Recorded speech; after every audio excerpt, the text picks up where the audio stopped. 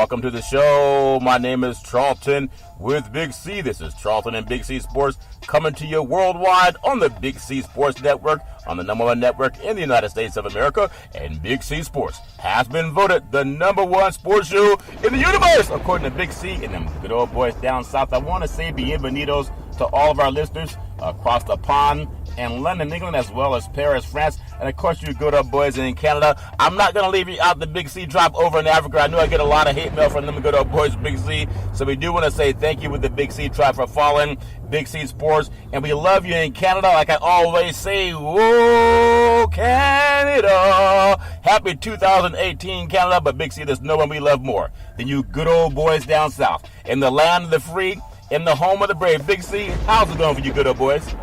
Well, Charlton, I think the people up in Canada are a little ticked off about the way you've been butchering their national anthem because they've been sending hate cold weather down here to me. You got to tell them that you're not in the South, but you're in California, and that freezing should not affect me. It should affect you. Yeah, I understand, Big C, but the only problem is I saw New Year's Eve when they dropped the ball, and they had Mariah Carey singing, and she was hitting her nose, and I was thinking, man, Mariah's got some singing lessons. You know she's a great musician, but somebody said she was lip syncing. I don't know if that's true or not, but maybe I need to lip sync the Canadian national anthem, and then they would appreciate the way Big C Sports gets down to introducing them good old boys. But so much happening in the world of sports and entertainment. Today is a beautiful January the 2nd, 2018 in the land of the free and the home of the brave. We have coaches actually being fired before they even get into the shower, Big C. That's how some of the ownership is so egregious with their behavior of coaches. We had some great college bowl games, especially the Rose Bowl. I thought the USC Penn State Rose Bowl from last year, where USC won it by a field goal at the end of the game, I thought that was dominant. But seeing Georgia and Oklahoma go back and forth, that was very impressive. I know the Sugar Bowl had a defensive standing by Alabama, but them good old boys at the Rose Bowl, they still left a lot of beer cans, Big C. I hope that somebody would tell them, when you come out to California, clean up behind yourself, Big C. That make any sense? Your thoughts? Well, Charlton, recycling in the South is not as big as what it is in California. So yeah. They didn't know that they could get some money back for those cans, and they went out and bought another six-pack. Yeah. You know? But, when you talk about that game, I mean, what an exciting, preliminary game, Charlton, to the championship. This was a back-and-forth game. You think about Georgia trailing by 17 points at halftime, Charlton, going into the locker room. But, Oklahoma made an egregious mistake because they did an onside kick at the end of the first half, which allowed Georgia to gain field position to kick a 55-yard field goal. So Georgia had all the momentum going into halftime, even being down by 17, and coming out made 5 consecutive defensive stands against Oklahoma, not allowing them to move the ball and get a first down. You thought after seeing the Peach Bowl earlier in the day in Georgia, where the national championship game would be played, Charlton, that it couldn't get any better than Central Florida and Auburn. How exciting and electrifying that game was. But when you look at the Rose Bowl, Charlton, in the last 2 years, these have been the 2 highest scoring Rose Bowls in history. When Penn State and USC hooked up last year in that epic game, you thought, hey, Rose Bowls can't get any better than this.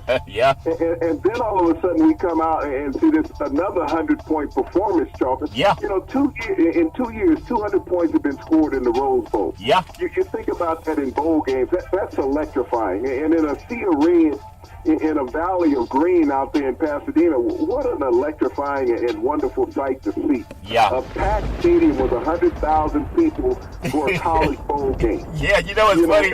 You said a packed stadium.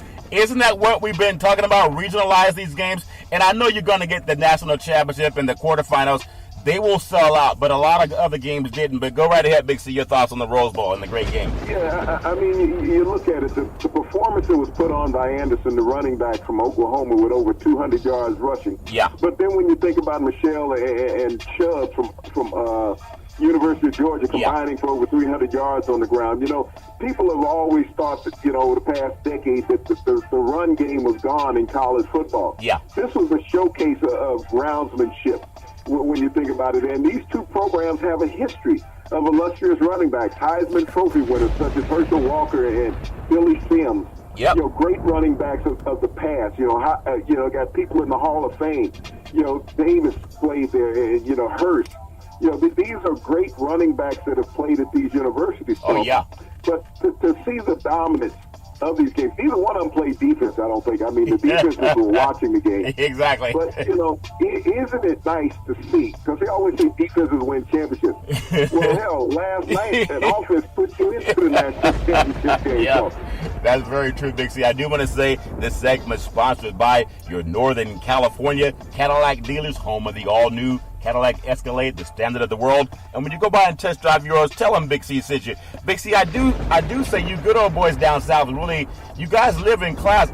I don't know if they took the train out, if they took the airplane, or they drove those Escalades. I saw a lot of Cadillac Escalades out at the Rose Bowl with horns on the front of the Escalade. That's blasphemy. But I saw a lot of cowboy boots and mud straps coming out too. Is that just a new fashion statement, you good old boys down south, Big C? Well, Charlton, that most likely came in from Oklahoma, them boys out on the prairie, you know. They still have a few steers out there. You know, we like to barbecue ours.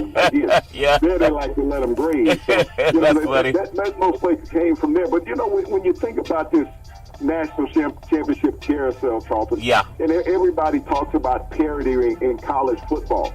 Well, when you look at it geographically, everybody say, you know, you want games regional and geographically. Yep. This was an all-Southern national championship when you look at it. Yeah. Every team was from the South. Yeah. You had the state of Carolina represented. You had the state of Georgia represented. You had the state of Alabama represented. The state of Oklahoma. Yeah. That's it. So when we talk about regionalizing, this is a regional national championship. Yeah. And when you look at it, it's going back. Really, this is a redo of the ACC championship, championship. Yeah. What the national championship is going to be. This is actually, you win 2 titles by winning the national championship this year. Yeah. You will win the ACC title, Charlton.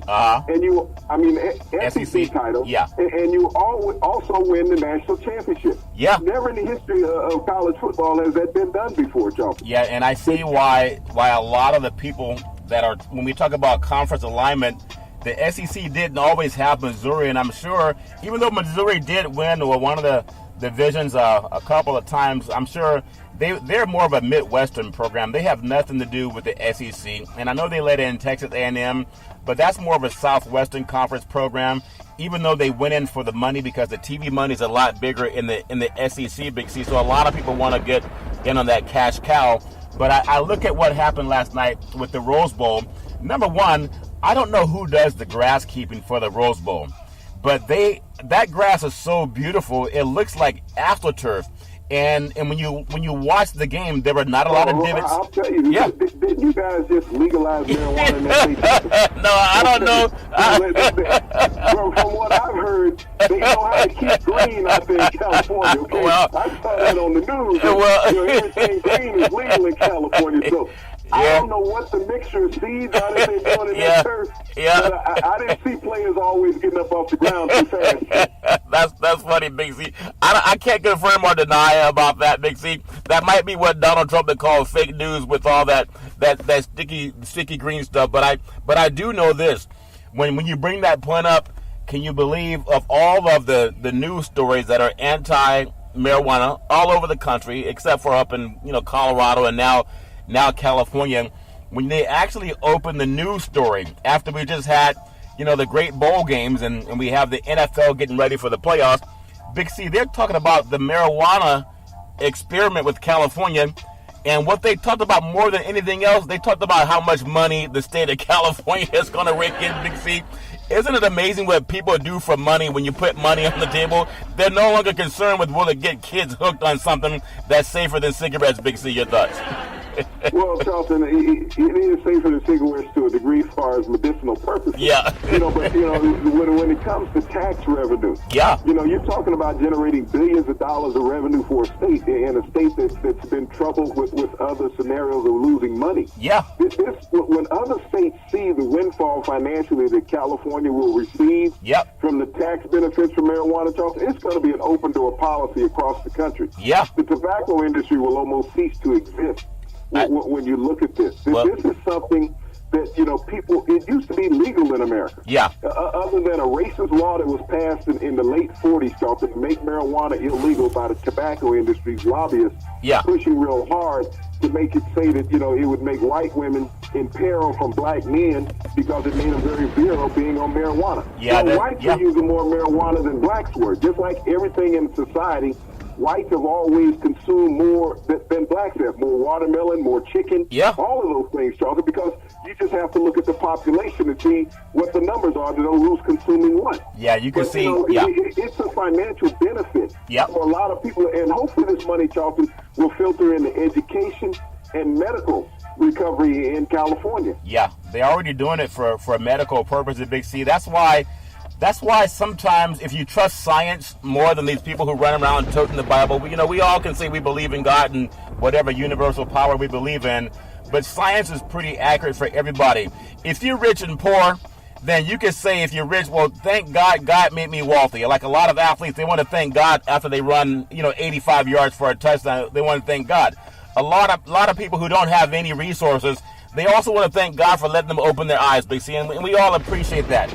But something about money, whether you're rich or poor, whether you're black or white, if you have enough money, you can ask Nick Saban how much more money he's going to make with this national championship game. If you have money, it doesn't care what color you are, doesn't care what religion you are, doesn't care what gender you are, doesn't care about any of that stuff.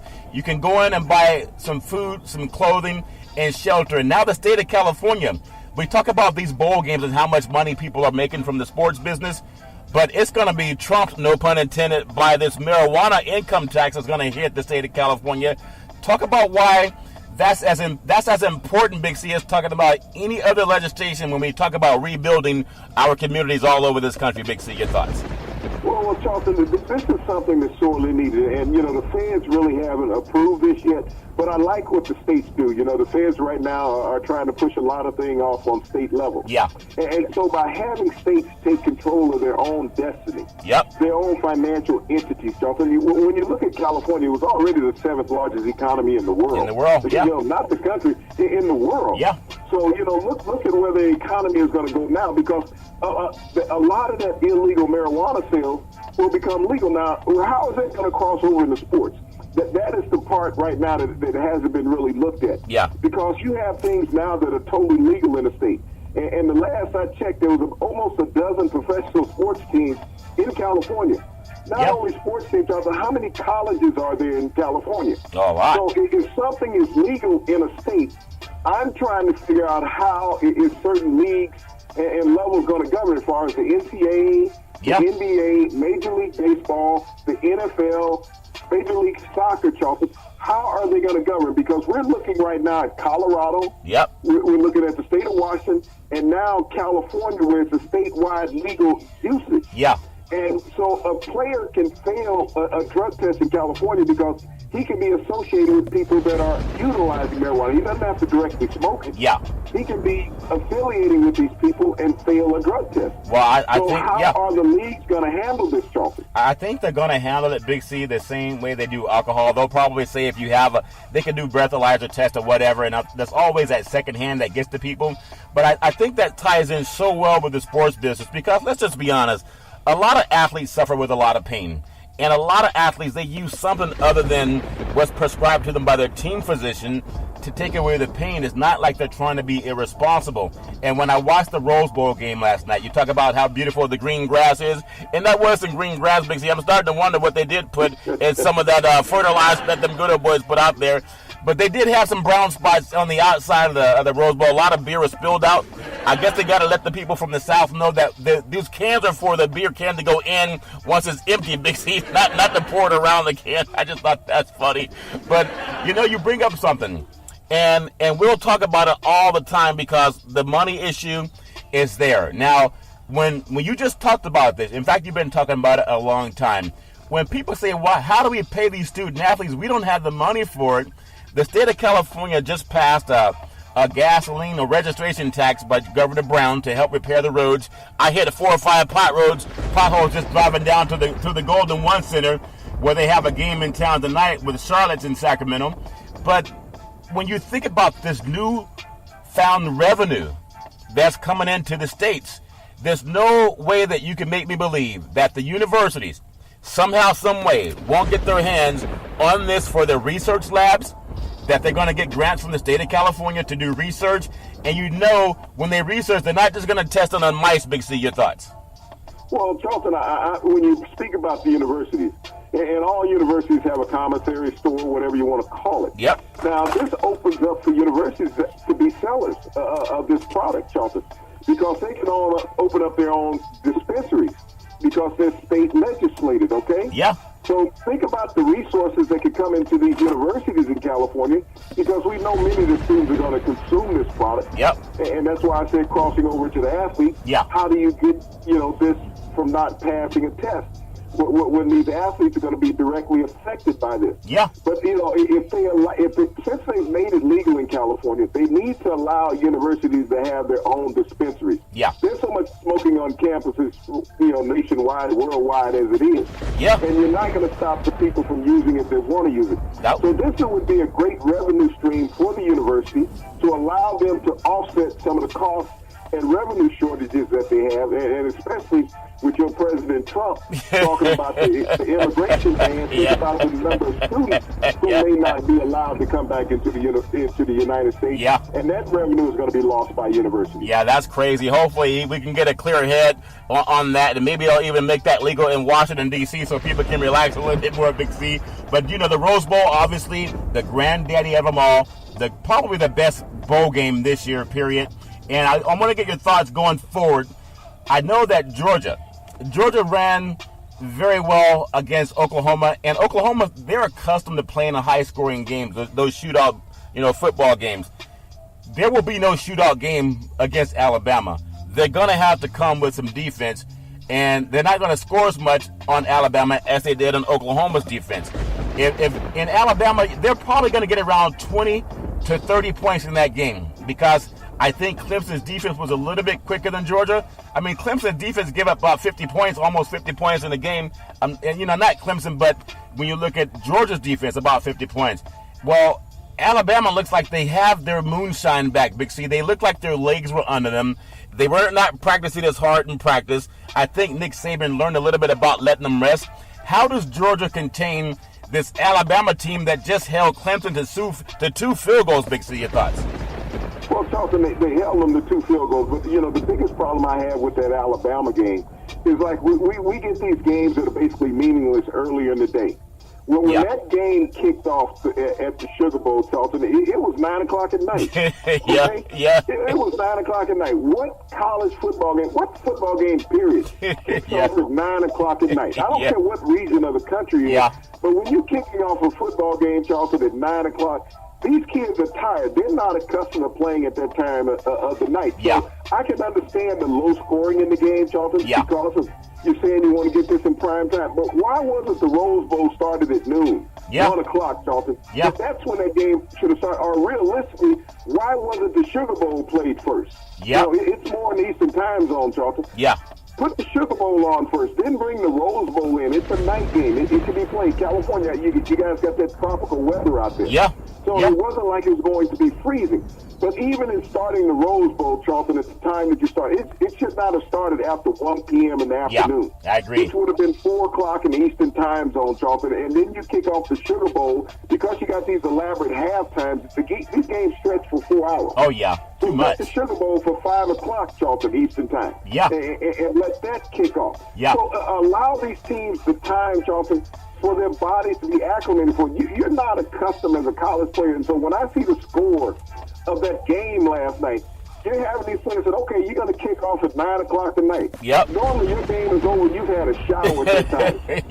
That's Alabama true. really doesn't play night games, Charlton. No. Does Clemson. No. They normally play day games. But when you're telling players that you have to go now from a 1 o'clock kickoff to a 9 p.m. kickoff in your time zone, that's an adjustment. People talk about getting ready for the games. These teams did not go out and practice at 9 o'clock at night, Charlton. That's the difference. So when you talk about preparation, and making adjustments for the game, unless the coach is starting to have practice at 8, 9 o'clock at night, Charlton, when the body is not acclimated for it, that's the biggest problem you have in these second-tier games, Charlton. And even the national championship game, I'm going to assume they'll kick it off at 8:30 Eastern time. Okay? And so they're doing this for what? For television programming? People that want to watch the game is going to watch the game, just like the Super Bowl, Charlton. You don't kick off the Super Bowl at 9 o'clock at night. No. You don't. Because the NFL understands the optimum performance time for athletes. Is that it's not at 9 o'clock at night starting the game, ending the game at midnight, 1 o'clock in the morning. And you think about the Rose Bowl going into double overtime. That the players are sitting out there for 4.5 hours trying to play a game. That's true. That doesn't make sense. No, that's true. They need to realistically look at the time. I mean, you think about in the old days when these games were played. I think the Cotton Bowl used to come on, Charlton, on New Year's Day, somewhere around 10 o'clock in the morning. The Cotton Bowl started. The Rose Bowl would kick off at 1 o'clock. The Orange Bowl would kick off about 5 or 6 o'clock. So I remember those days. These games are over at great times where everybody had a chance to still go out after or go have dinner. But now when these games are ending at midnight, what do you do as an athlete? You probably go home, go to bed, Big C. And so when you think about the way that Oklahoma plays, that's kind of the good and bad about Oklahoma. This is the same team that dominated Ohio State at the Horseshoe earlier in the season. I know teams get better, but they went into Ohio State and they dominated Ohio State. And they held Ohio State down when it comes to points. I think it was a 30-15 or somewhere in there. And that's a team that has the offense. I'm really impressed with the offense that Oklahoma has.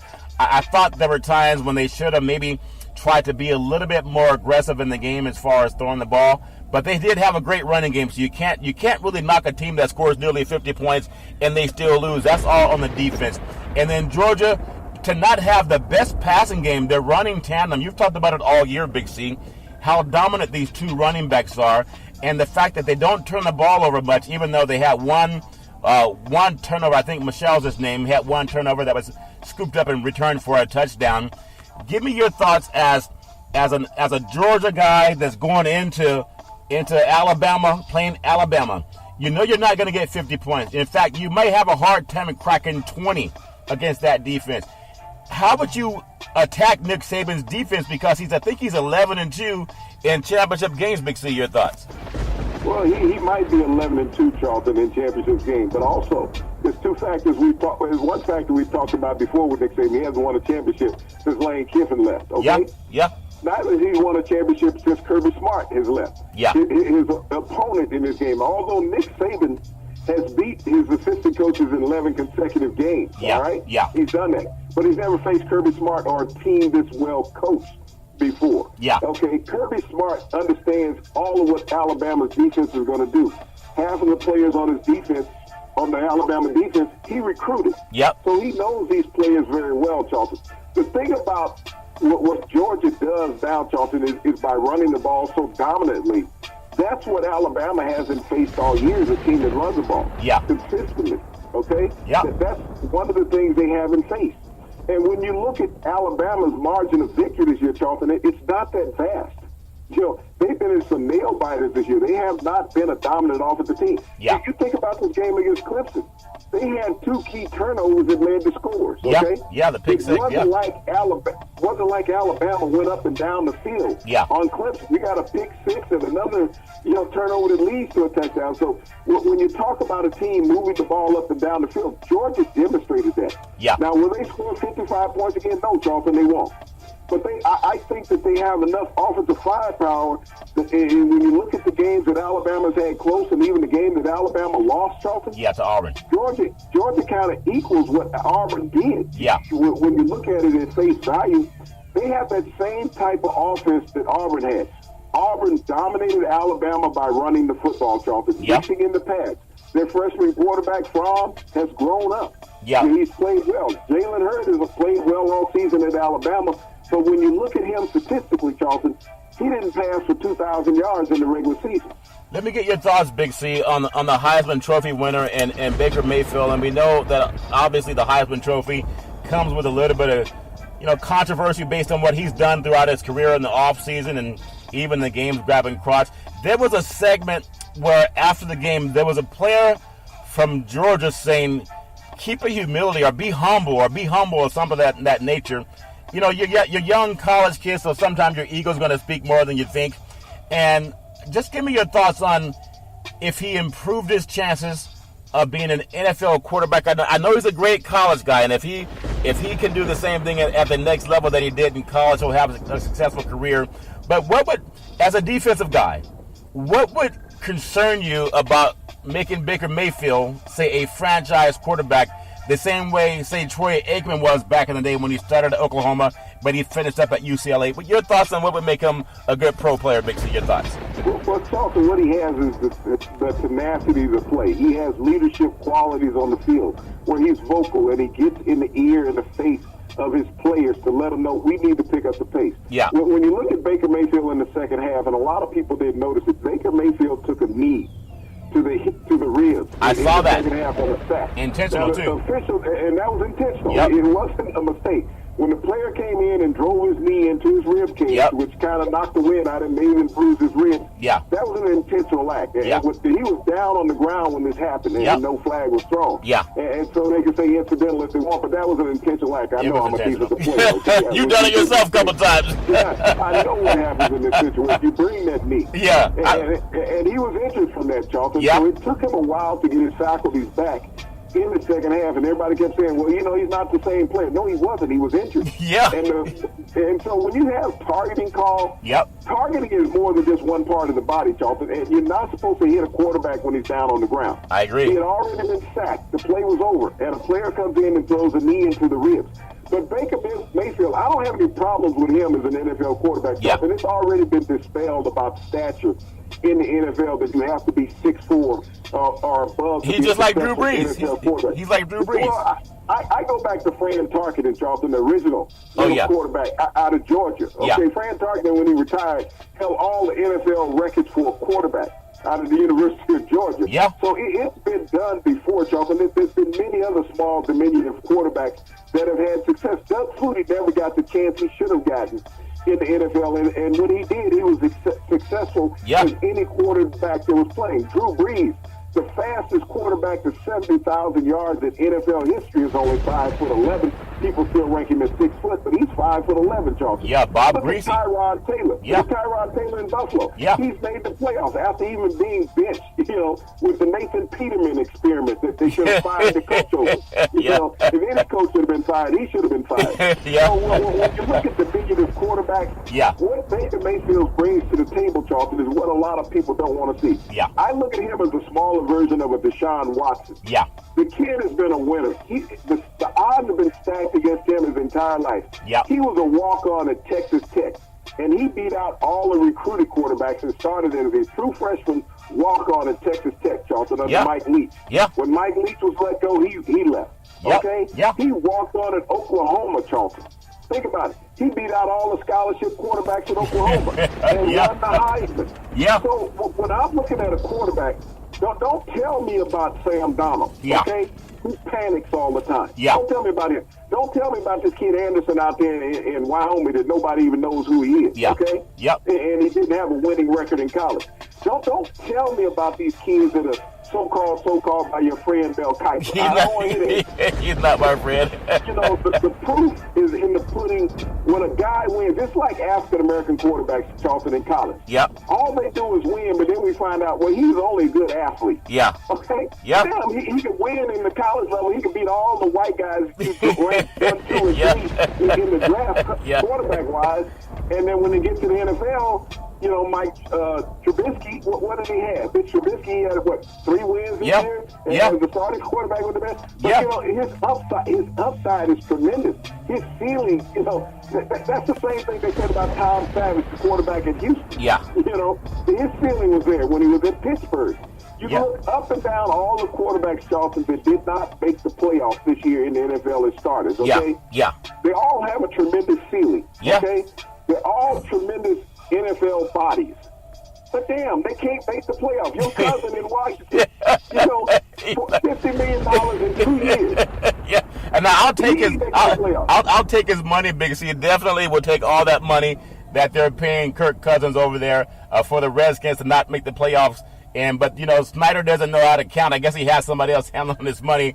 And speaking of money, I do want to say that sports is a billion-dollar industry, and boys and girls sports is the foundation to this billion-dollar industry. And for every athletic and sporting event, you need athletic and event insurance. We work with Ben and Mark. They've been around half a century. They work with Big C Sports. Whether you're a pro team, a collegiate team, a high school team, even your mom and pop soccer leagues, when you reach out to them, let them know Big C sent you at 800-772-8624. That's 800-772-8624. Big C, just your thoughts again on, we talked about the Rose Bowl, how great Baker Mayfield was. Who impressed you the most in the Alabama-Clemson game? I know the defense for Alabama is stout.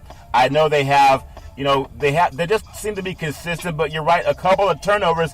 Their defense won that game basically in shutting down Clemson. Give me your thoughts on what Alabama has to do to win. We know Georgia has to run the ball. And give me your thoughts on what Alabama has to do if they're going to win another national championship for the great Nick Saban.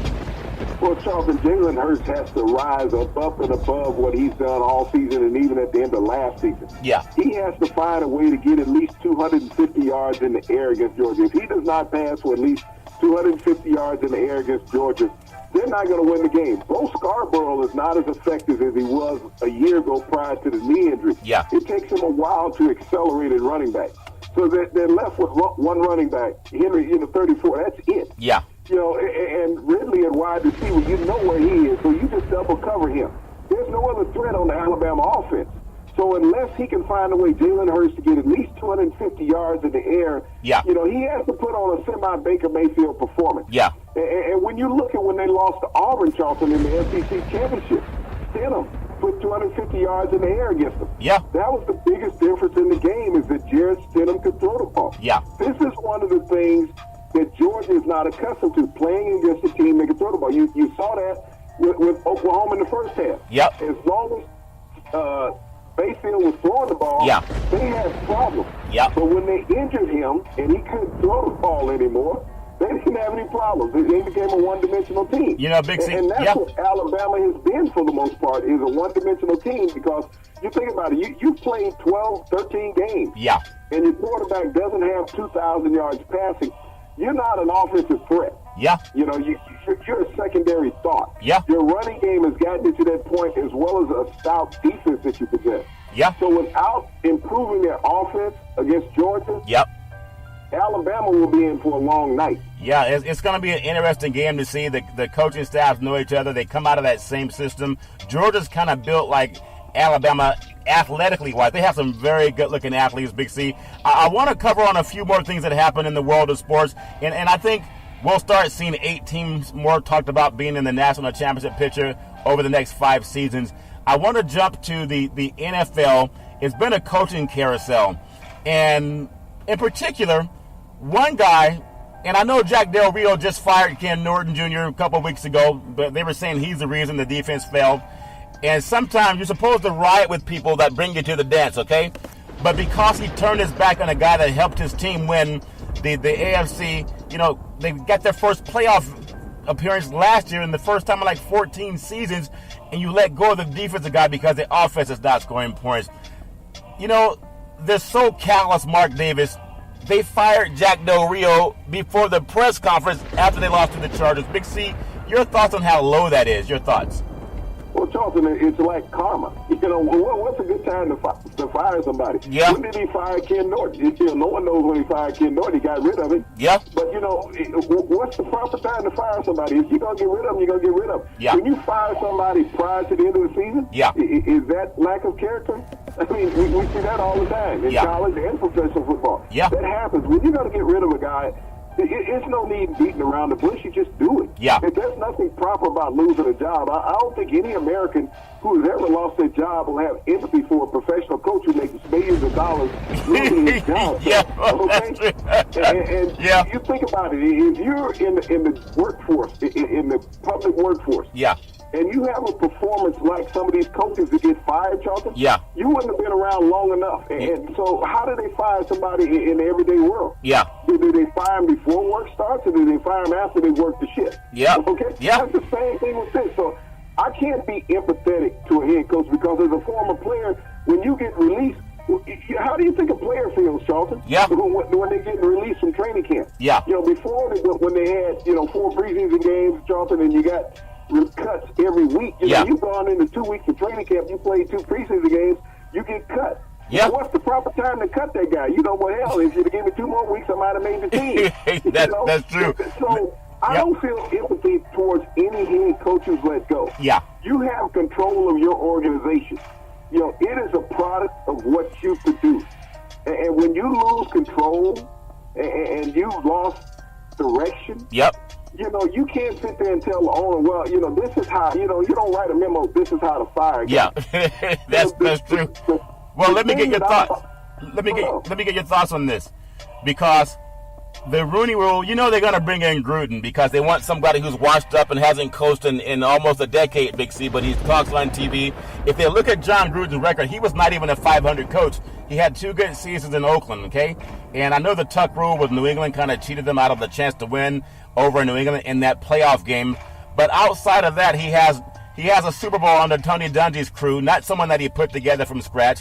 I think it's more of a media move like we talked about yesterday, just to say to the people in Las Vegas, look, we're bringing in John Gruden. And all you got to say is tell me how many teams John Gruden built from start to finish and won a championship. He has none. Okay? Now, he knows a lot more about football than a lot of people. Maybe it include myself. But they're thinking about giving him ownership of the Las Vegas Raiders, a percentage of ownership, even though he hasn't coached in a decade. And they're going to make him their next coach that they want to take into Las Vegas. Talking about taking a gamble, Big C, there's so many great offensive and defensive coordinators that haven't been talking on TV over the last 10 years. Your thoughts, Big C? Well, John Gruden inherited 2 organizations from former black coaches, okay? Yeah. Art Shell in Oakland. Yep. Tony Dungy in Tampa Bay. And both of those teams were already built when he got there. Yeah. But you think about when he got to Tampa Bay, he had 1 winning year. That's when they won the Super Bowl. Yep. Tony Dungy's first year out. Yep. After that, he had 3 consecutive losing seasons. So far as John Gruden being productive as a head coach and people thinking that he's this genius because he can analyze things, why in the hell don't you hire Tony Romo then? Yeah. If that's the case, he tells you what the plays are. John Gruden is guessing. Tony Romo knows what's going on. Yeah. So if I was a guy looking to hire a guy from the booth, I'd hire Tony Romo first. Yeah. At least he's an offensive mind who understands the game. Yeah. John Gruden, because he has some quarterback camp, he's never produced an all-pro quarterback. No. He didn't do that. Nope. So I would rather have, Tony Romo. If I'm hiring somebody from the booth, I'm going to go get Tony Romo. At least he's in touch with the game, in touch with the players. Yeah. Not a guy that's been out for a decade and was a loser when he left. He was fired. He was fired. Okay? Yeah. He didn't walk away. He was fired. Yep. So, when you think about bringing in a guy, but even on top of bringing in Gruden, Charlton, I think that the NFL needs to. We have 6 coaching openings right now, okay? Yeah. 6 in the NFL. Now, they say that the Rooney Rule apply. Now, you think about how the NFL fines and suspend players for conduct detrimental to the league and breaking rules, contract violations, okay? Yep. I think that anybody who does not interview at least 2 minorities, not 1, 2 minorities, whether you're going to give them the job or not, you need to have 4 games taken away from you. Yeah. Okay? Not that you don't play them, but they go down as losses. Yeah. And the league randomly picks those games at the start of the season, which are going to be losses for you, and don't let you know that until the end of the season. Yeah. Okay? That you're going to suspend players for 4 games for various acts that they say are detrimental and violate contract rules. Let's do this to these teams that are about to violate this Rooney Rule, Charlton, because when you've already said that you're hiring John Gruden, you can bring in 12 people and interview them, okay? Yeah. You can bring in 12. But John Gruden has already set in stone. Charlton, we've seen this in the past. With teams that coaches set in mind that they were bringing in, regardless of who were interviewed. Kansas City was going to hire Andy Reid when they brought him in, Charlton. That was a done deal. There was no doubt about that he was going to be the coach. You're going to tell me the Giants were serious about anybody other than Ben McAdoo? Nope. When they hired him 2 years ago after letting Tom Coughlin go, they just hired from within. And this is the Bear family, the team that will keep a wife beater on the program, okay? Things like that. And keep paying them, when I look at Jim Caldwell being fired in Detroit, yeah, Jim Caldwell got a winning record in his career and even this season, 9-7. Yeah. Think about how many 9-7 coaches kept that job this year, Charlton. Yeah. You know, Hugh Jackson keeps his job at 0-16. Yeah. 1-32 in the last 2 years. Charlton. Yeah. 1-32. Yeah. 31 rather in the last 2 years. He keeps his job. But when you look around the league, Charlton, you see these coaches that don't win, that have losing records. They're not in threat of losing their job. But you're going to tell me that you're going to bring in at least 6, a minimum of 6, and you should bring in at least 12 minorities to interview. Each team should be forced. Yeah. And I mean forced to bring in 2 minorities because you don't know what the mindset of these people are, Charlton. Listen to them. Sit down. Just because John Gruden sit down and analyze Monday Night Football for a decade and not done that good a job trying to act like John Madden, but he's not John Madden. Yep. You know, he is not that good of a coach. I mean, when you had 3 consecutive losing seasons, and the Glazer family got rid of you in Tampa, all right? Yeah. They got rid of you before they got rid of the team. Yep. And so, and you say, well, he's comfortable in the booth. He is, because he doesn't have to stress about getting up Sunday morning talking about, we're going to get our butt kicked and we're going to be 1-4 after this game. Well, we don't have to stress about that now. You know, the thing that you bring up, I want to get your thoughts on Goodell because, you know, he's an executioner, he's a judge, the jury, he's all that stuff. He just got his contract extension. I think when people get a contract extension, it's because they're doing a good job. But when you're doing a good job, we know the Colin Kaepernick thing became, you know, Player of the Year or Sportsman of the Year. But a lot of the NFL owners showed how bigoted they are because they didn't care about the black athletes and what happened to their families outside of. When you take that uniform off, you're on your own. That's what a lot of good old boys say. But when I ask you about Goodell, we know he got the money for doing a good job. How does Goodell address the Rooney Rule in one hand, standing up for athletes on that same hand, trying to say we're going to come up with $100 million as a league to address some of the social issues, and then you have part of that is the Rooney Rule. How you want to go into the black communities and try to hand out some money to help fund programs and businesses that the banks won't do because they still redline. But now you have the Oakland Raiders, soon to be Las Vegas Raiders. You know they didn't go through the Rooney Rule protocol. They didn't go and bring in coaches. If they did, have those coaches come on national networks and say, yeah, they interviewed me for about 30 seconds. They're not even going to do that. So how does Goodell save face when we all know what's going on? They've already decided to hire Gruden, Big C. How does Goodell save face, or is he just a talking head too, Big C? Your thoughts? Well, Charlton, it is that scenario for Good Old Boys Network. You know that these teams are not going to do that, Charlton. When you look, you're going to tell me that the Indianapolis Colts are going to consider hiring an African-American coach, Charlton? You're going to tell me that the Chicago Bears are going to consider hiring an African-American coach when Jim Harbaugh is the hottest name on their ledger? Yeah. Okay? Yeah, I mean, be serious. And right now, Matt Patricia and Josh Daniels out of New England are the hottest 2 other names out there, assistant coaches, Charlton, along with Todd Haley. Yeah. So they're talking about, I haven't heard one African-American mentioned, Charlton, in these hot coach searches, Charlton. No. They've all talked about certain white assistant coaches. Like there's no black assistant coaches in the NFL. No Hispanic assistant coaches. Yeah. You know, you think about Rivera in Carolina. The only Hispanic coach in Carolina. Yeah. In the NFL. And the last one prior to him won 2 Super Bowls. So think about that. We've had 2 Hispanic coaches, Charlton, in the history of the NFL. Yeah. 2. Yeah. And they both been to 3 Super Bowls. Actually 4 because Tom Flores went as a player. Actually 5. Rivera went as a player. Yeah. So between those 2 Hispanic head coaches in the NFL, they have represented 5 NFL Super Bowls. Yeah. But they can't get jobs, Charlton, around the league. Yeah. But they've been productive. And so when you tell me the percentage that you've had 2 Hispanic head coaches in the NFL, and they both have succeeded by going to Super Bowl. Yeah. And you're telling me you should not look and consider another Hispanic head coach, Charlton? Yeah. Lovie Smith, an African-American head coach, went to a Super Bowl, Charlton. Yeah. Couldn't get another job in the NFL after Tampa. He had to go back to college. Yeah. So, you know, and he had a better record than what Gruden did in the NFL. Yeah. You know, and when he got fired in Chicago, he wasn't a losing percentage coach. Yeah. So, as an African-American, Charlton, you don't stand a chance in having a voice. Colin Kaepernick took a knee. He was African American. Yeah. They made it anti-American what he was doing. They said it was against the military and the police. Yet he never talked or spoke negatively, Charlton, against any of those entities other than social injustice in America. Yeah. Okay? Yeah. That's true. That's what he did. Yeah. He said social injustice, so yeah, that was against the police because they were doing brutality. Yeah. And as an American, as a white American, you couldn't understand that because they hadn't beat up your family. Yeah. They hadn't shot anybody in your family. So, well, they had to do something wrong for them to kill them like that. Yeah, you were watching the video. What were they doing? They were walking away. Yep. And every time these guys have been acquitted, Charlton. Yeah, and they've that's been acquitted of committing crimes. And I still think about that. The Kaepernick went this whole, year without, the Rooney Rule and all that fairness and equality, but allow these good old boys that keep running amok as if they're all in that same clique, and they do agree with each other a lot, Big C. I want to touch on a few things, with the NFL. We've talked about that with the Raiders, and, we also, I believe that the Cleveland Browns, they are going to have that parade. I think they're going to have a parade on Saturday for going 0-16, and I think they're going to walk backwards around some park as if that's something they need to be doing. Maybe they should try to go forward more than backwards. Big C, I thought it was a joke they were going to have a parade, but I Googled it, Big C.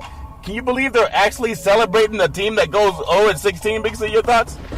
Well, Charlton, you can't get any lower than that. You think about this 2-year stretch. This has been the worst team in NFL history, probably in the last 3 years. Yeah. In NFL history. But, you also got to look at management in doing that. I mean, everybody wanted to point a finger at Hugh Jackson. Hugh Jackson could only try to cook with the ingredients that they brought for him to make the meal with. Yeah. And he didn't have any say-so in who they were going to draft. Yep. And injuries really hurt him this year also. But, Hugh Jackson got the most out of nothing. Yeah. When you look at coaches in the NFL, Charlton, he got the most out of nothing, and you had to give him some credit for that. Yep. You look at black coaches around the NFL. You look at Todd Bowles in New York, Charlton. Yep. Here's a team that everybody said would be the worst team in the NFL. Yep. That they would be tanking to pick Sam Darnold, the bust as a college quarterback, all right? Yeah. And Todd Bowles, I don't want none of that. All right? So my team's going to win. That's funny. You look at Denver, they didn't have the best of the season, but he didn't pick the quarterbacks in Denver. No. He played with what John Elway gave him. Yeah. So how could John Elway fire him? John Elway was a quarterback guru, and yet he can't figure out the quarterback scenario. Yeah, Big C. So what is he going to do? Yeah. Yeah, that's true. And speaking of quarterbacks and being a guru, the great Carson Palmer out of USC and Santa Margarita High School in Southern California, 38 years old, announced his retirement today. He was drafted in 2003 as an All-American out of Southern California. And, he had a great career in the NFL, never got the chance to win a Super Bowl, but he has been many times an all-pro player. Just give me your thoughts on Carson Palmer and what he's meant to the NFL. And again, as one of the players out of USC, one of the quarterbacks, he actually went to his senior season before he came into the NFL. Big C, your thoughts? Well, Charlton, one of the better Heisman Trophy winners in NFL history. You think about Heisman Trophy winners that have had success. We always talk about Jim Plunkett winning 2 Super Bowls, in his career with the Raiders. But Carson Palmer, 3 teams, the Bengals, the Raiders, and the Cardinals in his career. He retires, Charlton, ranked 12th all-time in yardage and touchdowns in the NFL. Yeah. Very successful for a former Heisman Trophy winner. Injuries plagued his career, Charlton, throughout. Yeah. When they were closest to a Super Bowl in Cincinnati, when they lost to Pittsburgh, he blew out a knee. He's had injuries. Even this year, he missed the last 7 games with a broken arm. He broke a finger a couple of years ago on his throwing hand, Charlton. Yeah. So this is, he's gotten to the point where you have to understand as a player or even a former player, the body can only withstand so much. Yep. And after losing his mainstay, Bruce Arians, he realized that whoever came in as a new coach was not going to be looking to move the franchise forward with him. Yeah. Yeah. That they were going to be looking to go in a different direction. Now, this only leaves really Larry Fitzgerald as an old-time player in Arizona. Yeah. And this is a guy who can end up his career if he has another tremendous season, Charlton, because the last 3 years Larry Fitzgerald playing with Carson Palmer has had over 100 receptions each year. Yeah. The lowest been 107 in the last 3 years in receptions that he's had. Yeah. So, will Larry Fitzgerald stay around? But Bruce Arians facilitated Carson Palmer retiring after having such an illustrious career. Yeah. Being a Heisman Trophy winner in USC. Yep. Being an All-Pro several times in the NFL. Retiring number 12 ranked, Charlton, all-time passing, yards, and touchdowns. But he also decided it's time to step away from this. Yeah. 15 years on any job professionally, is a long and successful career. Yeah, so I'm impressed with his career. I'm really impressed with the way Carson Palmer came back from some injuries. Even when he had broken a finger in the NFC Championship game going into Carolina a couple of seasons ago, he continued to play even though he had a really bad game. But going into that game, Arizona was playing some really good football because of Palmer and how he plays the quarterback position. So congratulations to him on the job well done and all the years of success that he's had in the NFL as one of the top-ranked quarterbacks. I'm sure a lot of guys right now in college thinking that they want to come out after their sophomore year or they want to come out, after their freshman year. Some of those people, look at some of the guys who actually became all-pro players, and they spent time learning the system. They spent time, perfecting their craft at the college level. That's what Carson Palmer did, Big C, and I thought that's what made him such a great player in the NFL. I do want to bring it to a close as we talk about some of the things going on in the world of the NBA, and I look at Isaiah Thomas. He's back tonight with Cleveland, and, Cleveland's playing Portland at home. They're going to be in Cleveland, always a packed house in Cleveland. How do you feel he's going to add or maybe take away from Cleveland's chase for another NBA Finals appearance? I know he's going to have to get a couple of games under his belt before he gets on the full speed. Big C, your thoughts? Well, there's no pressure on Isaiah Thomas, Charlton, coming into the Cleveland lineup. He won't even start the game. He'll be coming off the bench, Charlton, and this is just the first run, so he'll have minimal minutes. It's going to take him a while to get acclimated to these teammates and the system that he's going to be in. But he's also got to get those legs back under him, Charlton, after recovering from hip surgery. Yeah. But this is LeBron James' team, so you come in and there's no pressure on you. Yeah. You just play a role. We're not going to see Isaiah Thomas being a 29-point game scorer like we saw in Boston. Yeah. They hope to be able to get between 15 and 20 points a game out of him, Charlton, after the first of the year, once he's got, really a couple months down the road, after he's gotten a little more healthy. Yeah. But right now, he's trying to find out where he fits in the team. And, he has a coach, Tyronn Lue, who had an injury like that when he was a player. Yeah. So Tyronn missed games, and so Tyronn knows how to relegate his time for us, getting him acclimated into the scheme of things in Cleveland. So he couldn't be in a better situation to have the best player in the world on a team that you're coming in and trying to adjust to, Charlton. Yeah, and we call LeBron James the best player in the universe because I think he is that good. It's just a matter of how well Isaiah will fit in with the system. You got to keep Kevin Love involved, and you got to make sure that you have JR. I mean, when you think about it, he's not going to be... It's like this is LeBron James and the Cleveland Cavaliers and also Isaiah Thomas and also Kevin Love. Okay, we know that's part of the NBA, how they market it. And I want to get your thoughts going into the San Antonio's going into New York tonight to play. We have Porzingis for the Knicks. They want to make Porzingis the next Patrick Ewing, but he's not, only because of his size and stature. Nowhere near as dominant as the great Patrick Ewing was. But San Antonio, they're finding their stride again, Big C. Coach Pop, we know, one of the best coaches in the history of the universe, according to basketball. Just give me your thoughts on San Antonio going into New York. New York's been on a little bit of a skid lately, and San Antonio's not the team to bring in town when you're trying to right the ship. Big C, your thoughts? Well, LaMarcus Aldridge carried this team, Charlton, early in the year, and they stayed on track. They're only going to be the third best team in the West when you look at San Antonio. Yeah. They're a veteran team with a veteran coach who understands how to play. They got Kawhi Leonard back. Yep. You talk about New York with Porzingis. Porzingis, the closest thing to him in the NBA is he's going to look like Dirk Nowitzki. In Dallas, he's that type of player, As far as him getting to the rim, Charlton, developing his game, you got to think about it. He's only 21 years old. Yeah, so he's he has a long ways to go in the NBA. And he's developed, he's gotten better. He's became more offensive-minded with Anthony gone, Charlton. The Knicks actually are a better team this year than what they've been in the past couple of years with Anthony around. Yeah. So you think about his missing it has helped this team out. But Porzingis, is a couple of years away from developing, being a dominant player. He needs to gain a few more pounds, Charlton. He has all the attributes it takes to be a dominant player in the NBA. Yeah, dominant player he is. Atlanta's going to be at Phoenix down in the desert. And we have Charlotte and Sacramento tonight playing the Sacramento Kings. Memphis is going to be playing with the Clippers. Big C, I want to ask you your thoughts on the Clippers before we close. I know they don't have Chris Paul to be the guy that they wanted him to be. Never helped them get to the Western Conference Championship. Never helped them go as far as they thought. They still have the great Doc Rivers. But your thoughts on Doc Rivers? I mean, no one can say that a guy who wins an NBA championship is kind of on his last leg.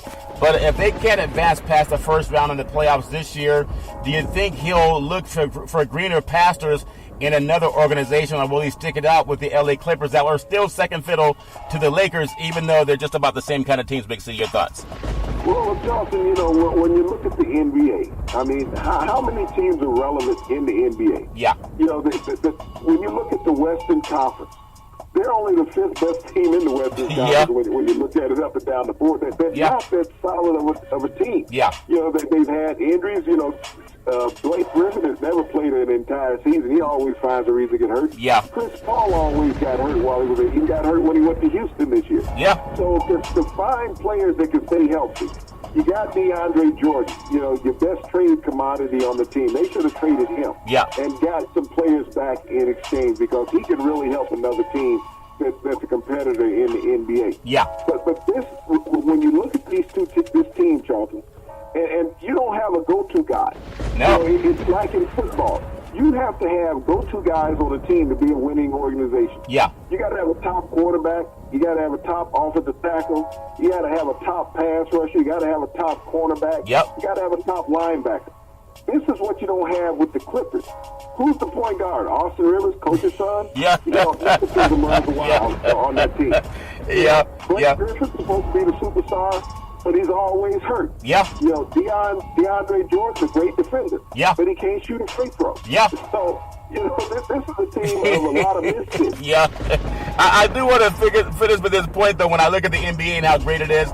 I heard one of the most controversial fathers talking about something that made so much sense. I felt like I was ignorant, Big C, because I see what we've been talking about. He's talking about the same thing. When I heard the Ball father, he talked about the contracts and having the big baller brand, okay? And he said something to there was a TV station, I think it's called Early Morning or Sunday Morning or something from the East Coast. And they were saying, what about the shoe brand? He said, wait a minute, I don't care about signing contracts. I want to be the shoe. He said something that if every NBA player wakes up, do you know it would have a big shift in who wears what brand of tennis shoe, whether it's Adidas, Nike, or Under Armour? He said if these players were smart enough, they would all have their own brand. I know Steph Curry's getting a multiple $1 million contract to have his own label. Jordan has his own label with Nike. Can you imagine if each one of these star players, instead of selling out to Nike and Adidas and Under Armour, if they have their own shoe brand, Big C, they would make billions, not just millions, but billions. He made a lot of points there, Big C. Your thoughts? Charlton, he made points, but that's like saying that everybody that works for a corporation in America should start their own corporation. Yeah. Okay? Yeah. And let's be realistic about it. Where do you find the money to fund the shoe company? Okay, Big Baller Brand. They haven't produced 5 pairs of shoes, okay?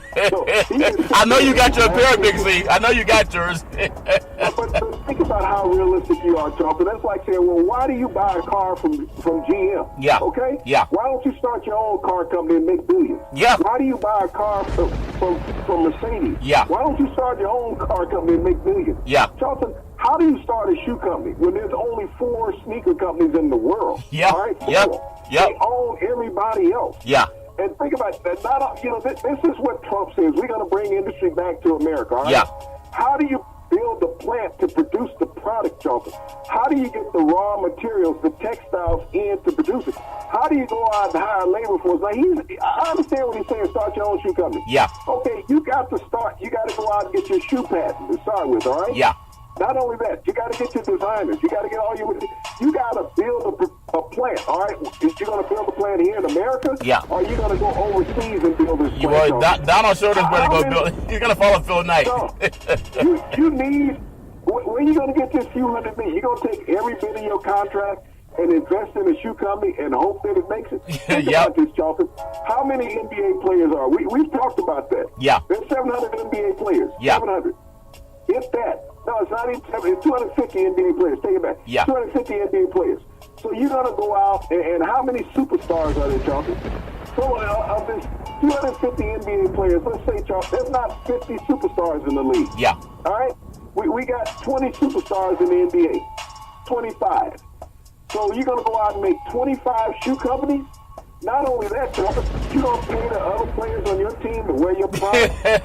You got to listen how asinine this Ball guy is, Charlton. Yeah. Yeah. This is the same guy who took his kids out of school, ruined their future because he's trying to make money off of it. Yeah, it doesn't make he's any going sense. He's going to do something that nobody else was smart enough to do for decades. Yeah. He's going to take total control of a shoe industry. Yeah. That is controlled by 4 companies. Yep. You're going to walk in there and say, we're going to eliminate these 4 companies because we can control the shoe industry. Wow. That's what you're going to do. I mean, sometimes you got to engage your mind before employing your tongue, okay? And that's not what he's doing. Yeah. You know, the media is his worst asset because they're always talking, letting him talk. Yeah. And as long as he can talk and run his mouth, he will say anything. Well, Doesn't make sense, but he'll say it. Well, Big C, I'm still going to send you out the Big C shoe label because if he can do it, we can do it. Back in the day, there was a man by the name of Drew Bonnitti Brown. He was Muhammad Ali's right-hand man. He would always say to Ali, with all you got to use, how can you lose? Rumble, young men, rumble. Big C, what are you looking forward to in the sports universe? Charlton, I want it to be publicized how many minority coaches get interviewed in this process in the NFL. I don't want it to be a backdoor event. I think they should make it public, just like when they suspend a player for conduct detrimental to the league or, substance, violation. Yeah. I think that all these teams should be forced to publicize and show a picture and have a press conference with the African American or other minority coach that they interviewed. That's what I'm looking forward to, for the NFL to grow up and be honest. Well, Big C, that would make a lot of sense. That means it may not happen, but what will happen is every Monday through Friday at 5 and 6 p.m., follow Big C Sports on the Big C Sports Network, on the #1 network in the United States of America. And Big C Sports has been voted the #1 sports show in the universe, according to Big C and them good old boys down south. We always want to tell you, there's never, ever any excuse for domestic violence. If you know any woman going through that garbage, please call 911 because no woman should ever have to go through that garbage all on her own. And as we always tell you on every Big C Sports show, we thank you, we appreciate you, and we hope that you have a super fantastic day.